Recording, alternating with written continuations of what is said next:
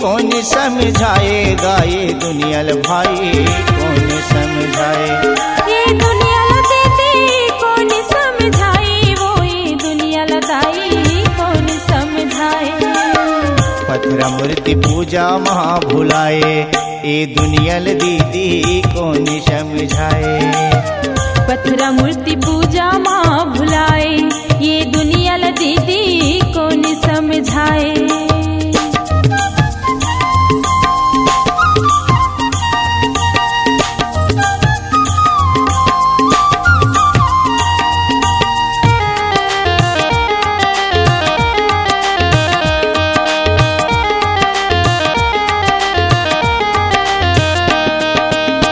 बाबा घासीदास सबके गुरु कहाए, मनखे के मनखे हितवर रस्ता बताए।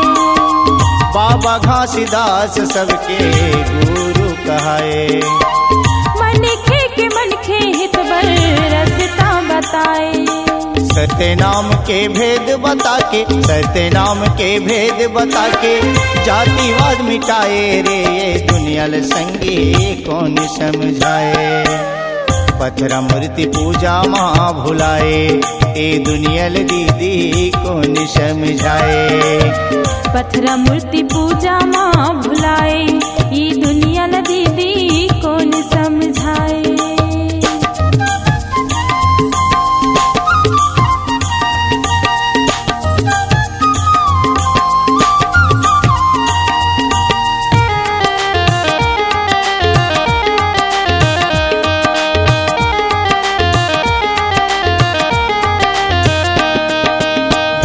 दाला मारे ते डंडा मरे मलेगे गंगा। नोच नोच के तोला खावे मनुआ जी के पंडा। दाला मारे ते डंडा मरे मलेगे गंगा। चीथ चीथ के तोला खावे मनुआ जी के पंडा। रेंगत ला तो गाड़ा कहे, रेंगत ला तो गाड़ा कहे बैठेला जाता बनाए रे ये दुनियल संगी कौन समझाए। पत्थर मूर्ति पूजा महा भुलाए, ये दुनियल दीदी कौन समझाए। पत्थर मूर्ति पूजा माँ भुलाए, ये दुनियल दाई कौन समझाए।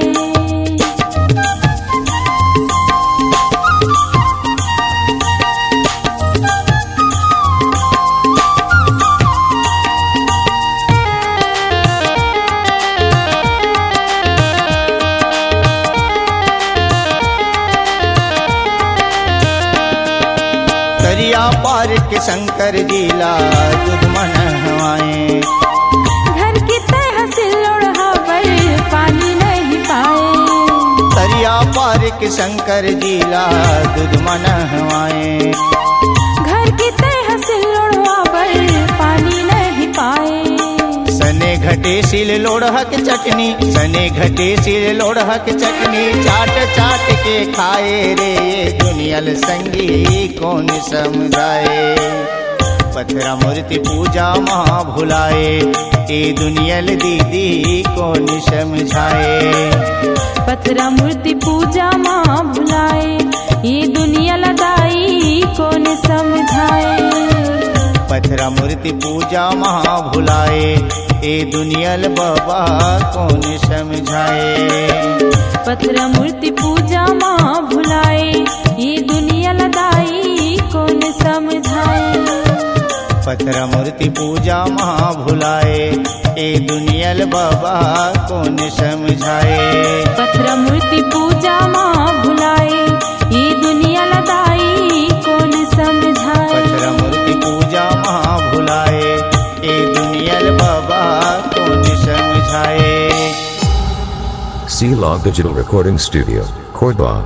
Contact number 9907119215.